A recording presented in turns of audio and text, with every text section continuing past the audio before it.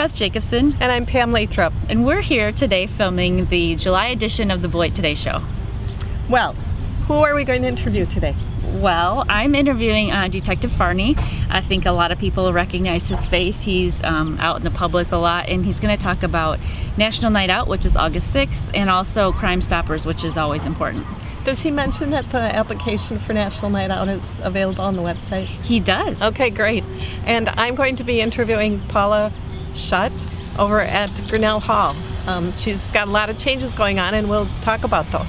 Yes, and they have a new newsletter, which I just saw recently, and it looks great. So you have to ask her. I will. Oh, that's a good idea. And then I'm going to be interviewing Terry Downing, who is going to be talking about property maintenance. And she'll probably tell you that hopefully your property doesn't look like this. Absolutely. We've received a lot of rain this spring and in summer, so make sure that you are maintaining your properties. We don't want your neighbors to be mad at you. Right. So let's start the show and stay tuned. Hi, I'm here with Detective John Farney, and he's here today to talk about National Night Out and Crime Stoppers and the police department in general. So just let's introduce you. How long have you been with the Beloit Police Department? I've been with Beloit Police Department since April of 1990, so going on 24 years. And what positions have you held at the city? I started off as a patrol officer, and then I became a canine officer.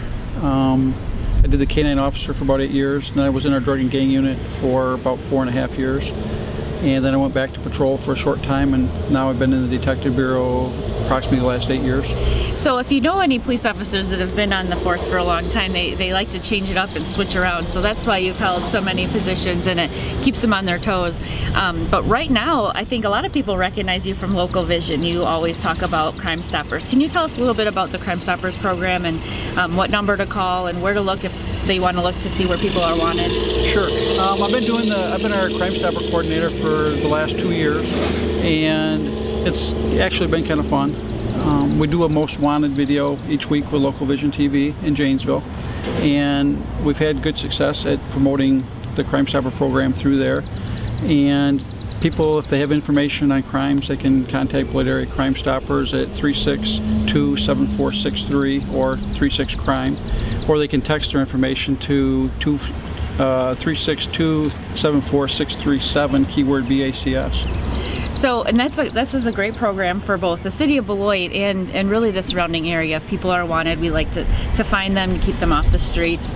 And one of the things that we do to help get people in the community active is this National Night Out. So can you tell us about National Night Out? When is it, and what does it mean for someone who perhaps doesn't know what National Night Out is? National Night Out has been in existence for the last 30 years nationwide. And how we do it in Beloit is neighborhoods they'll block off, say, their block, and they'll have a block party. It gives the neighbors a chance to get out and meet each other. Sometimes they might see each other in passing, but they really don't know them by name or anything. So it gives them a chance to get out and meet each other, talk about things going on in their neighborhood. The police department, the officers always go to the block parties. The chief, the deputy chief, the captains, they try to make appearances at many block parties as they can. I know the city council people, they normally make as many appearances as they can. Mm-hmm. Larry Arf, city manager, does. Sure. And then the Crime Stoppers, we go around to as many block parties as well, and we give free Culver's custard out to anybody that wants it. And we have a lot of handouts that we give out. We're going to be promoting Crime Stoppers this year. We have can koozies, we have water bottles, we have different things we're going to give away to the people that are at the parties. And now, if somebody wants to have a block party, what do they do? Well, they need to fill out an application. They can do it online, the city website, or they can call the police department. I can email them an application. They can stop at the police department or the fire department headquarters, pick up an application. They can return it either at the police department or the fire department, or they can fax it back to me at the police department. It just kind of gets them on the list so we know where all the block parties are going to be at. Sure. And where everybody can then visit those block parties. If they need barricades, DPW will provide the barricades to block off their streets or their alleys, whatever they need. But we need it.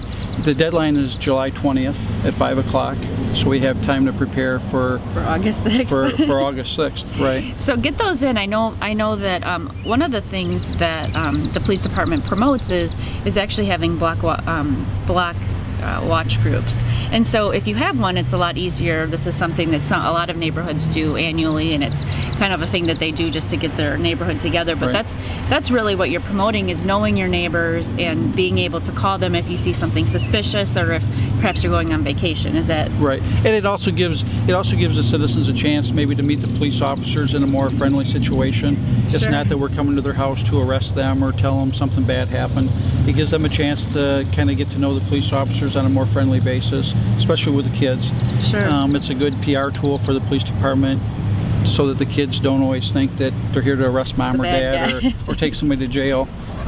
So it gives us a chance to meet people too, and as well as the city council people, it gives them a chance to get out and maybe hear complaints from different neighborhoods, or even the police chief will hear, good or bad things. Sure. So it gives everybody an opportunity, not only the neighbors, but the police department, the fire department, any city official, gives them a chance to mingle with the citizens maybe on a more informal basis, more comfortable situation. Absolutely. I think it's a great idea. I know it's always fun. Sometimes it rains, and that's never a good thing.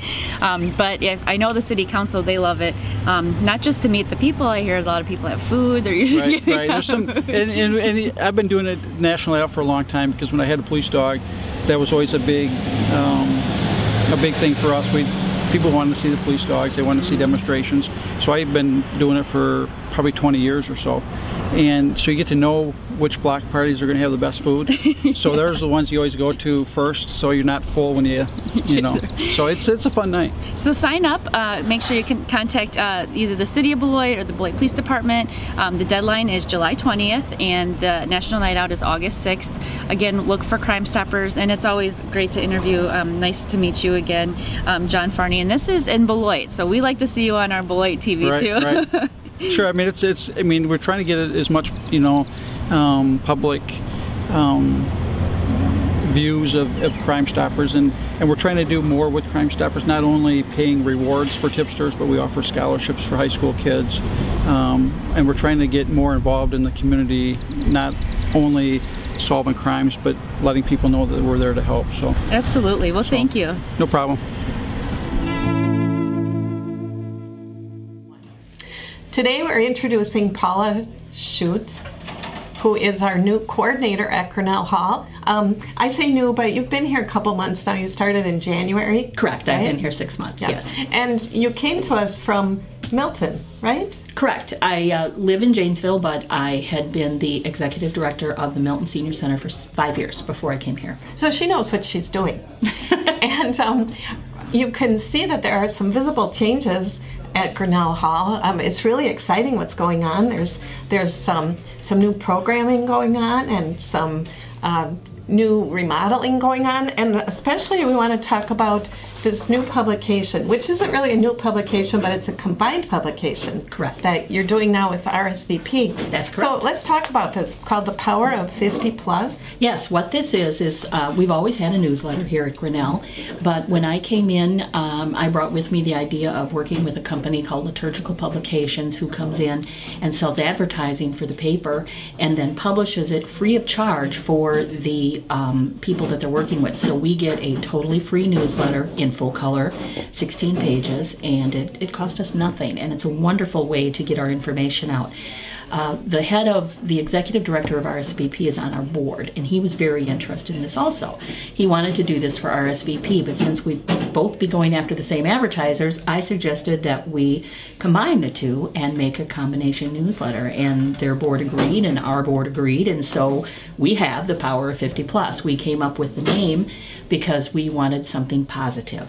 Because we all believe very strongly in that as you age, life just gets better. At least we hope it does, you know, and we want it to be positive. So that's our new publication, and we're very excited about it. Well, this is volume 1 and issue 1, and I can tell you it's very impressive. Now, how many of these did you say that you've published so far? We have 1,500 every month, and we mail them out. RSVP mails them, we mail them, and we also put them in various places around Beloit, and they're going to be getting into South Beloit, Northern Illinois, but up into Janesville, into Clinton. So we put them out in places like libraries, and we have them at City Hall, and we have them in a lot of the apartment complexes and things where people can pick them up. So yes, we encourage people, and you don't have to be over 50 to read this or to pick it up, because if you have family or friends who are over 50 who might benefit from some of the services that are in here. It's really very interesting about the services that are offered and things that are going on. So I encourage people to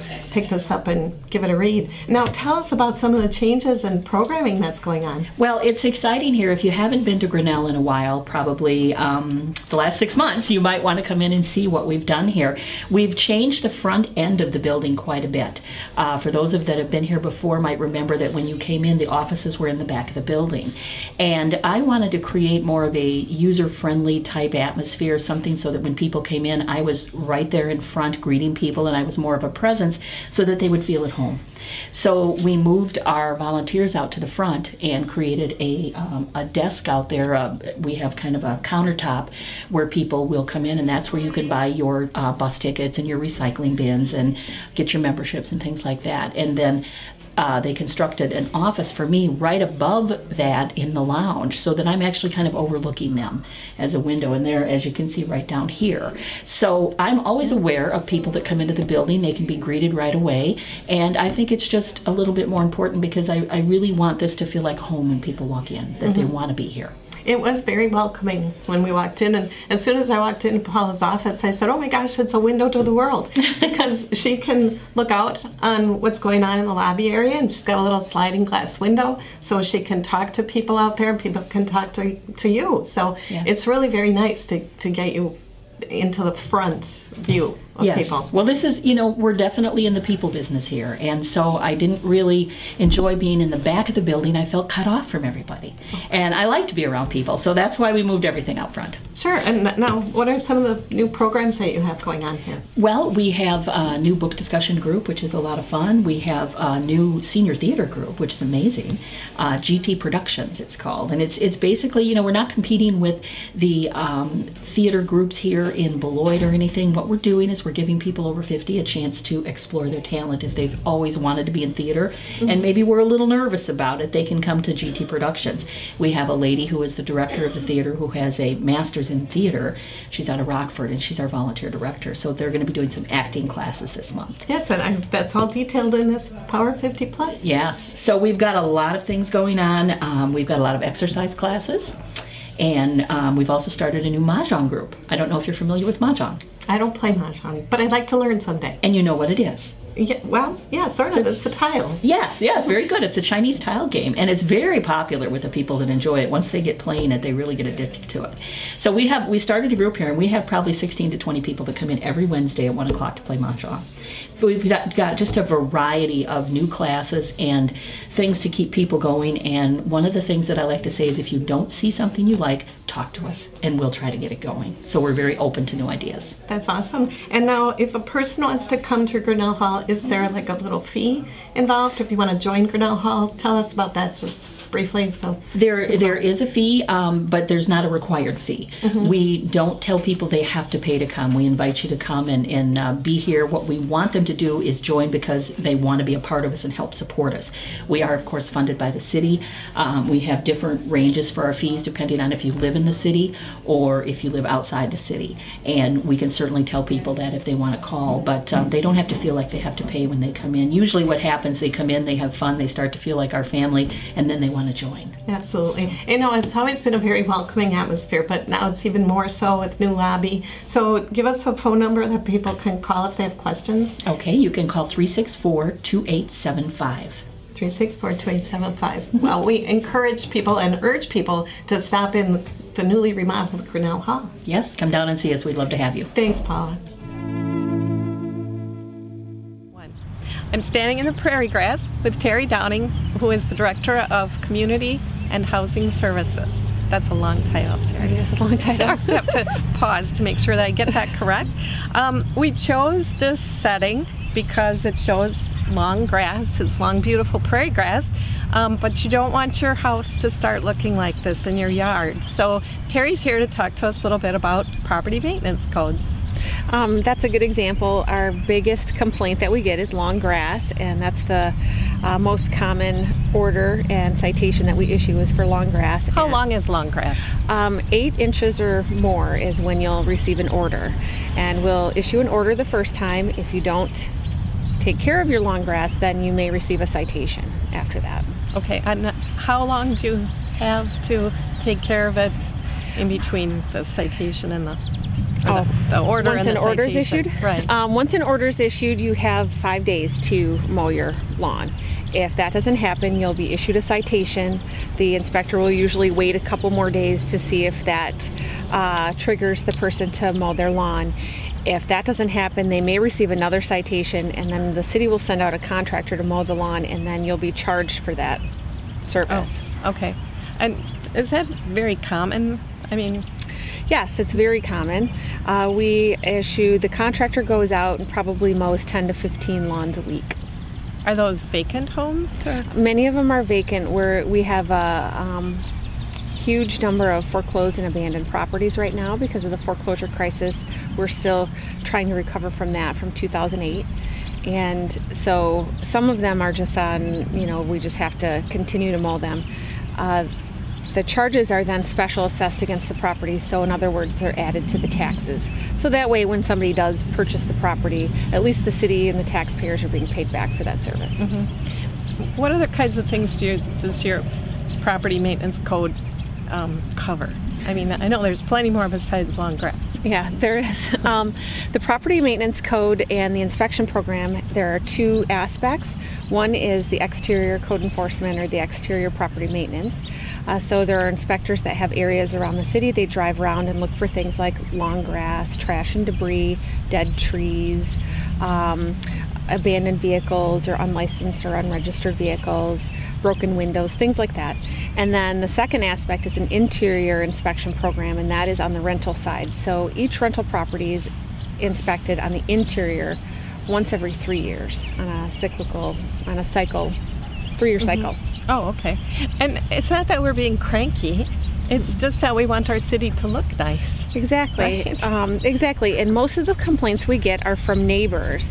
So if there's one property on the block that's not being taken care of, that affects the values of the homes in the neighborhood. So a lot of times we get calls from neighbors saying, hey, this property next door, there's trash all over, their garbage cans are out, there's long grass, could you please take care of this? So it's the residents really want to make sure that their neighborhoods look nice. Mm-hmm. And how many inspectors do we have?